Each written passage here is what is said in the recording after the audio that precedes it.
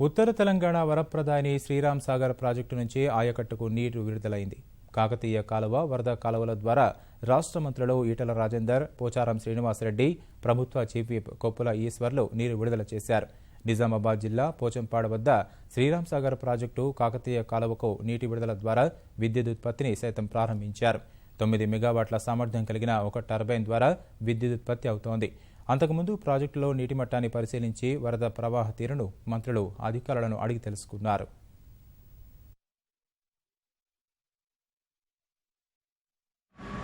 Generation స్టేషన్ని on చేసి 2000 క్యూసెక్ల నీళ్ళని కాకతీయ కాలువలో వదిలిపెట్టడం జరిగింది. ఫ్లడ్ ఫ్లో కెనాల్లో కూడా ఈరోజే గేట్లు ఎత్తి ఫ్లడ్ ఫ్లో కెనాల్ ద్వారా ఎల్ఎండికి నీళ్ళు వదిలిపెట్టే కార్యక్రమం కూడా ఇవాళ మొదలు పెడతా ఉన్నాం.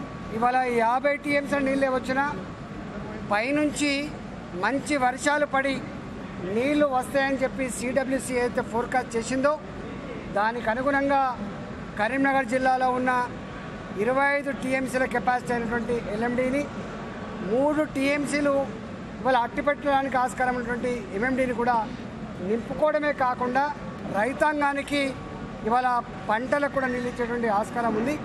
ఇవాళ శుభదినంగా మేము భావిస్తూ ఉన్నాం. మొన్న కూడా నిజామాబాద్ జిల్లాలో గుత్తుప అలీసాగర్ లిఫ్ట్ ఇరిగేషన్స్ కూడా ప్రారంభించాం. ఇది ఒక శుభ పరిణామం. మహారాష్ట్రలో వర్షాలు బాగా కురుస్తున్నాయని వాతావరణ శాఖ వాళ్ళు వెల్లడించారు.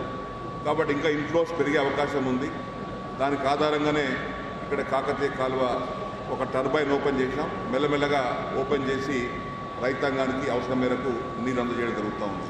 కేవలం 30% వరి నాట్లు మాత్రమే పూర్తయినాయి. ఇప్పుడు ఈ కాలువ నీటి విడుదల ద్వారా పూర్తి స్థాయిలో వరి నాట్లు వేసుకోవడానికి అవకాశం కలుగుతుంది.